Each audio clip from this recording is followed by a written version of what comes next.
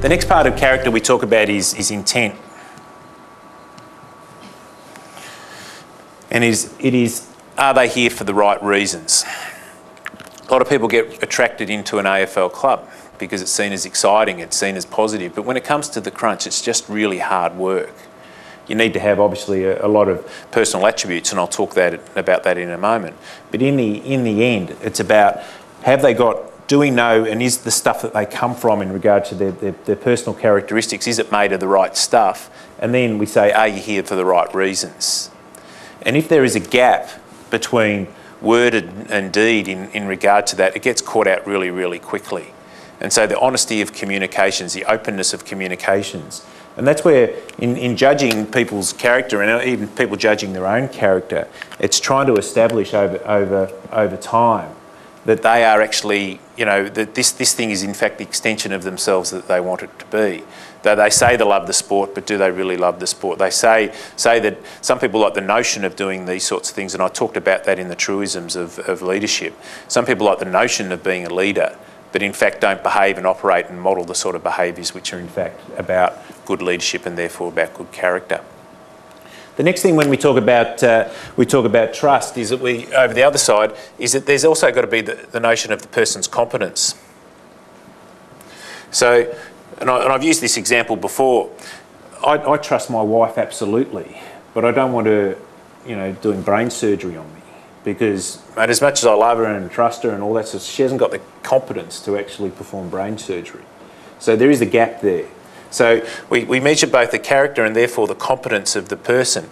And obviously, you know, the first stage of competence is just about knowledge and understanding and those sorts of things, you know.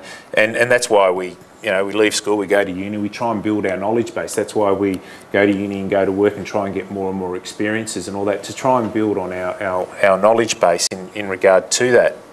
But ultimately, when it comes to the crunch also, it's about track record.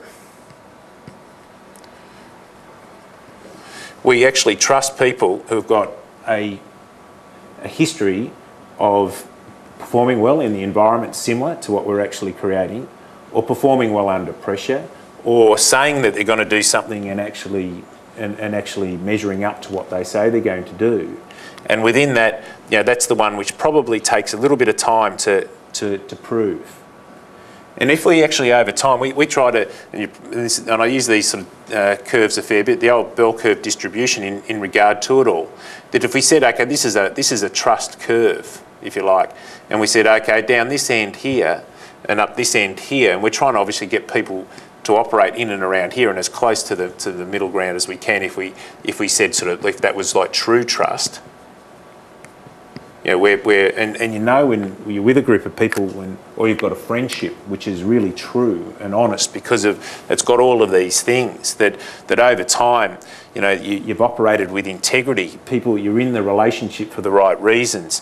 You actually know and understand each other well enough over a period of time, and you've backed it up over a period of time, and that's why some of the great friendships are ones which are the longest friendships in regard to that. But if we're on down this end of the scale, if we're not careful, you know, you can get a relationships which are based on sort of suspicion.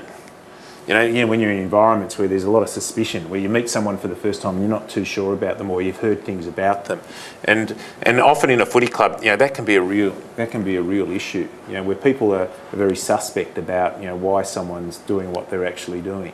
And so what we try to do is really encourage to trust first and ask questions later. You might get hurt a little bit as a result of it, but generally it's the better result.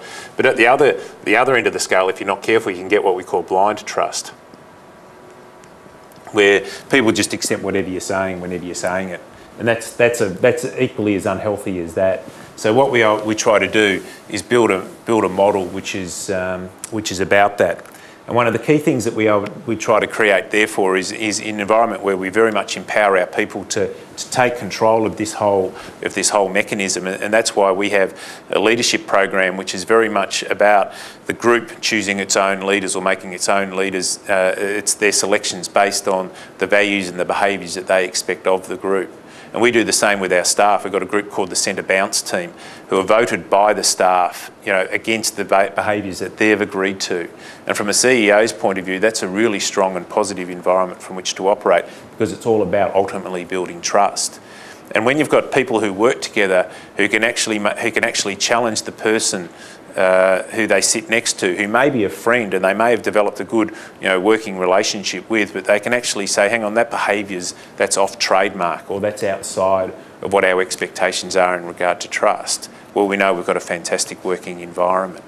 And if we can do that on that little circle that I talked about before, what you do is you end up with these very, very strong boundaries, which can actually, anything which is sort of coming at it can, it can balance. And so we know that, if the MFC is in that position where it's got that, and I think we're in a really good stage of our development whereby we can really develop the type of trust which will enable us to withstand the various growing pains that we're going through at the moment, whereby we seem to make forward steps and then just come back a little bit. We know we've got a great environment from which to operate. And we're very, very fortunate also that we've got terrific leaders who model all the sorts of behaviours that we're talking about in and around our club, obviously starting with Jimmy Steins, Don McClarty and the guys on the board. And I've got a very strong senior management team who are all about the same things, the work which comes through from the Centre Bounce team, the player leadership group and the work they're doing, a terrific young coaching team who are all very much about, as much as it's about educating and developing people, the most important thing that we can have in our organisation is trust, and we're well on the road. So thanks very much for listening to Whiteboard Wednesday, and look forward to next Wednesday. Thanks very much.